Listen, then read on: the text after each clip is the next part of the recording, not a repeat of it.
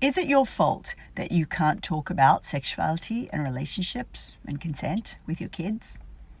So, welcome back to another episode of Sitting in a Car. I'm Sarah Sproul and I sit in a car with you every week where we talk about how to raise a confident and caring young person who respects themselves and the people around them. A little over a year ago, if you live in Ireland, you will remember that we were having a referendum about access to pregnancy termination. And it was a very tricky time for parents. There were lots of posters up, lots of conversations happening on the radio, lots of things happening on TV, social media, that it was everywhere. That debate was everywhere. And I was part of a panel that was talking to parents about how to have these conversations about the referendum with their children.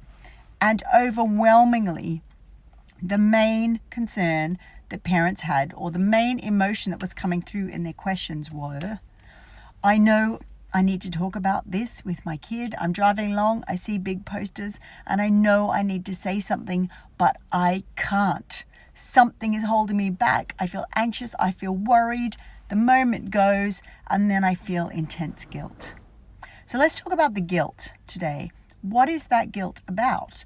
And the guilt is not just during major sort of social and emotional upheaval like it was in Ireland during the referendum to do with access to abortion services.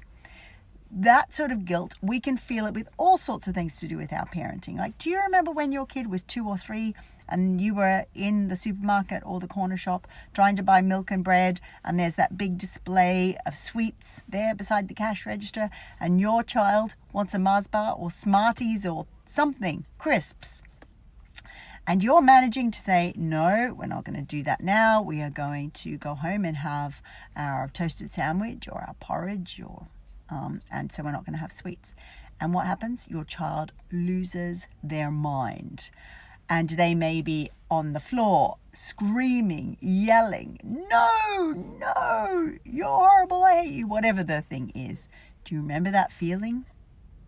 People might be around you in the shop, they might be looking at you, and you feel this sense of like, ugh, I'm not doing a good job here. This shouldn't be this difficult.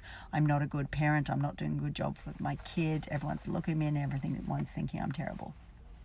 So these feelings of guilt and anxiety and inadequacy and like we're not being good enough, that can hit us all different parts of our parenting. So here's the deal when you're thinking about, is this my fault?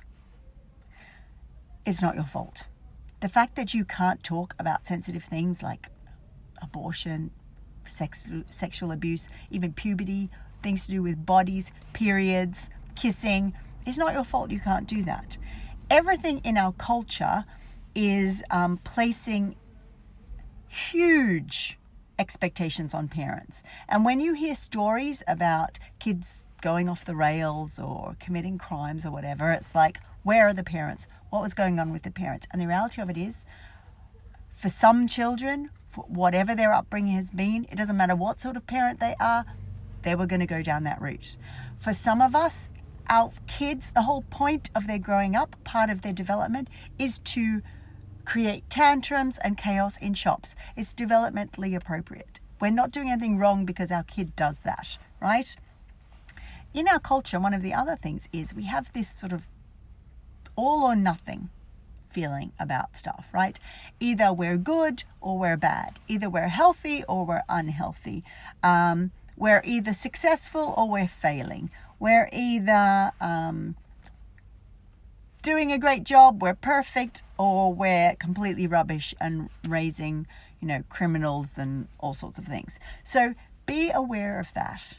We're living in a culture where if we're not being perfect, then we will judge ourselves to be failures. And the other thing is, it's not our fault that we have these conversations, that we can't have these conversations that are difficult, because our body is programmed to find them fearful. If we've been raised in a family or a country where conversations about puberty, sexuality, relationships, consent, bodies are all seen as somehow dangerous, our body is going to react to them, and our body is going to prevent us from having these conversations with our kid because we think it's dangerous. Our very biology thinks it's dangerous. That's not your fault. You can't do anything about that. You can't do anything about your past. Doesn't mean you can't do something about your future, but right now, when you're discovering that these conversations are really hard for you, that is not your fault. You are not broken. Your body is protecting you and doing exactly what you need it to do. It is making sure that you don't dash headlong into something that your whole being is telling you is dangerous and scary and wrong. So, is it your fault that you can't have these conversations with your kid? No, it's not.